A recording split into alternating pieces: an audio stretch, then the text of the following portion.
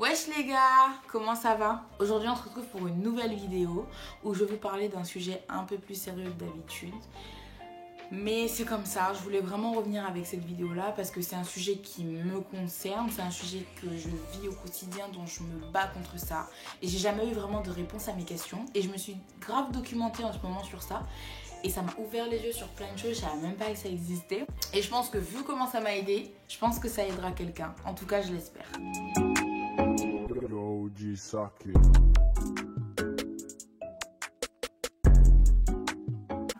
Donc du coup, aujourd'hui je vais vous parler d'un phénomène qui s'appelle le overthinking. En gros, c'est le fait de passer des heures à ressasser le passé et à imaginer le pire pour son avenir. En gros, c'est le fait de réfléchir non-stop. Et en fait, ce phénomène, c'est une vraie pathologie qui a été trouvée par une chercheuse américaine qui s'appelle Suzanne et elle est professeure et psychologue. Et en gros, elle explique lors de ses interviews, elle a même fait un livre là-dessus, où elle explique en fait ce phénomène. Donc cette chercheuse Suzanne, elle a prouvé, elle a démontré que c'est un phénomène qui arrive beaucoup plus aux femmes qu'aux hommes. Une femme sur trois a fait des crises d'angoisse, est découragée, a une perte de confiance en elle et surtout a cet effet de overthinking. En fait, c'est le fait de se prendre constamment la tête. C'est le fait de réfléchir non-stop et ça, c'est vraiment mon problème. Je suis quelqu'un, en tout cas depuis 2 ans officiellement. Je sais pas si j'étais déjà comme ça avant et je pense pas. Mais vraiment, depuis 2 ans, je réfléchis, mais genre H24. Il y a plein de facteurs à ça. Ça peut être la société. La société joue beaucoup là-dessus, sur le regard des femmes, sur comment elle doit être, dans quelle case on doit rentrer. Ce qui joue également, ça va être du coup l'enfance, l'éducation familiale, vraiment ça va être les valeurs inculquées depuis tout petit. Moi, je viens d'une ethnicité noire, antillaise, je viens de la Guadeloupe. Moi, je sais que j'ai peur de décevoir ma famille. Et donc, il y a des choses que j'aime, que je fais pas forcément par peur de décevoir. Même le fait de me filmer, de faire des vidéos, je me suis lancée, j'ai fait des IGTV sur Instagram. Un peu cet effet, ce monde de strass et paillettes, de se filmer, de conseiller, d'être derrière une caméra et tout ce que ça peut engendrer. En tout cas, c'est quelque chose qui m'a toujours plu, mais j'ai 20 ans. J'ai mis 20 ans à me lancer par peur pour plein de choses, dont le regard de ma famille.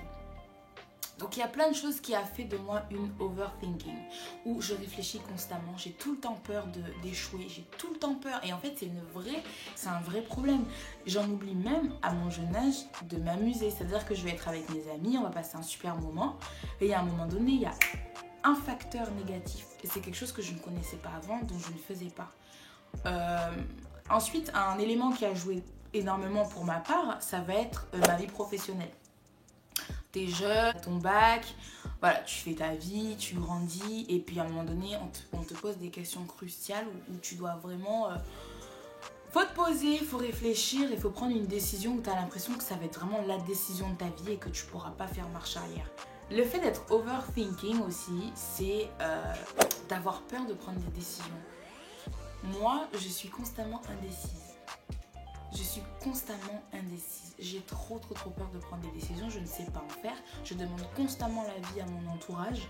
Et c'est bien parce que du coup, j'aime avoir le recul, le regard extérieur de quelqu'un et que je le prends en compte. Mais j'ai du mal à être maître de ma vie, maître de mes choix, par peur du regard des autres. Et je me pose des questions existentielles H24. Mais genre, quand je vous dis H24, j'exagère pas. C'est vraiment H24.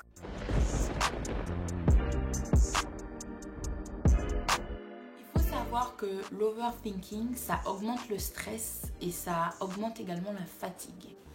Je me stresse très vite, je perds mes moyens. Quand j'étais au collège, au lycée, c'est vraiment quelque chose que les profs marquaient souvent sur mon bulletin et je comprenais pas. Ils marquaient en gros Alexa, bonne élève, spontanée, motivée, élément moteur, tout ça là. Mais It was at this moment that Nathan knew. He fucked up. Alexa voit toujours le verre à moitié vide, tandis qu'à moitié plein. Enfin bref, je sais pas si c'est exactement ça l'expression. Et c'est un truc qui m'agaçait, mais au plus haut point, genre, oh! Genre moi je suis là, je bosse pour avoir de bonnes notes et toi tu marques ça, genre je vois le verre vide, ça veut dire quoi ça? En fait, je me suis rendu compte que maintenant que c'est vrai. Et j'ai commencé à avoir des amis, vraiment des gens de mon entourage qui me disent, mais Alexa, c'est bon, t'es tout le temps négative, tu vois toujours le négatif. Je savais même pas que c'est une vraie pathologie. Est-ce que je peux faire ça? Mais qui je serai plus tard? Mais est-ce que je vais les décevoir? Mais est-ce que je peux faire vraiment ce que j'aime? Moi, du coup, je vais vous dire quelques conseils pour s'en sortir. La distraction. La distraction, c'est quelque chose qui aide de fou. C'est-à-dire que là, hop, tu le sais que tu es en train de réfléchir, tu es en train d'être dans un mauvais mood. Donc, à ce moment-là, se distraire. C'est-à-dire, mets quelque chose qui n'a rien à voir. Mais rien à voir. Mets-toi des vidéos drôles sur YouTube, va faire du sport, dessine, intéresse-toi à autre chose. Deuxième conseil, il faut savoir dire stop à ses émotions. C'est-à-dire que, encore une fois, il faut savoir te rendre compte et assumer qui tu es. Il faut assumer, oui, là, à l'heure actuelle, je suis en train de brasser du noir, je suis pas bien. Mais en quoi ça m'aide en fait? En quoi? Rien du tout. Parce que tu recommenceras demain, après-demain, c'est ça? Non. Donc là, de suite, tu stops. Tu stops. Ensuite, prochain conseil, moi, je vous conseille de lire toujours plus de Léna Situation. Léna Situation, pour celles et ceux qui ne connaissent pas, même si je pense que c'est impossible, c'est une youtubeuse authentique comme elle est, une jeune youtubeuse de 21 ans, je crois, si je ne me trompe pas, qui habite en région parisienne. Et en fait, elle fait des vlogs à la base, c'est ce qu'elle fait. Et en fait, elle a apprendre à aimer sa compagnie, je pense que c'est très important. Comme ça, si un jour je perds tous mes potes, bah je m'aurai tout moi. Plus égale plus. Le positif attire le positif. En vrai, se conditionner à penser, vraiment penser quelque chose de bien, ça l'attire réellement. Moi, je déteste lire. C'est le genre de youtubeuse qui m'a fait acheter son livre et ça m'a grave aidé. Et en plus, c'est un livre interactif où on coche, on écrit des choses, il y a des choses à relire dans quelques années. C'est vraiment super intéressant ce qu'elle fait et je vous le recommande vraiment. Faites-vous plaisir. Offrez-vous des doses de bonheur. Genre, si vous êtes quelqu'un où vous êtes très économique, vous coffrez beaucoup d'argent pour un projet, là, vous vous dites, ok, là, j'en ai vraiment besoin. Ça fait un mois que je galère, que je suis triste, que je suis pas bien. Si tu ne le fais pas toi-même, personne ne le fera pour toi. On devrait prendre des décisions sur un coup de tête. Mais j'ai l'impression qu'on n'ose pas faire des choses que plein de gens osent. Faire un voyage tout seul, par exemple, ou juste voyager, en fait, vraiment, c'est quelque chose que dès que je peux, moi, je le ferai. Je pense que vraiment, voir d'autres mondes, voir un autre pays, notre culture, ça fait un grand bien. Et ça aide à mettre une grosse pause dans sa vie, une grosse pause dans son cerveau et juste kiffer l'instant présent. Vraiment. Il faut arrêter d'être exigeant. En tout cas, moi, je sais que je suis très exigeante avec moi-même, avec les autres. J'ai été blessée par des gens dans ma vie, tout simplement, qui a fait de moi quelqu'un d'assez exigeante et qui n'a pas beaucoup confiance. Vraiment, être moins exigeant, être beaucoup plus laxiste sur certains sujets ou sur certains faits, ça nous aide vraiment. Vraiment, il faut pardonner. Pardonner aux personnes qui nous ont fait mal. Pardonner à des vieilles blessures qui nous suivent depuis très longtemps. Franchement, je pense vraiment que ça y joue de fou. Et maintenant, vient du coup le dernier conseil de cette vidéo. C'est tout simplement d'arrêter de se comparer.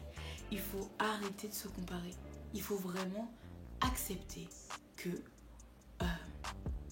on est qui on est, quoi. Je suis Alexa, une fille noire, loxée, qui fait tant de kilos, qui a ça comme ambition.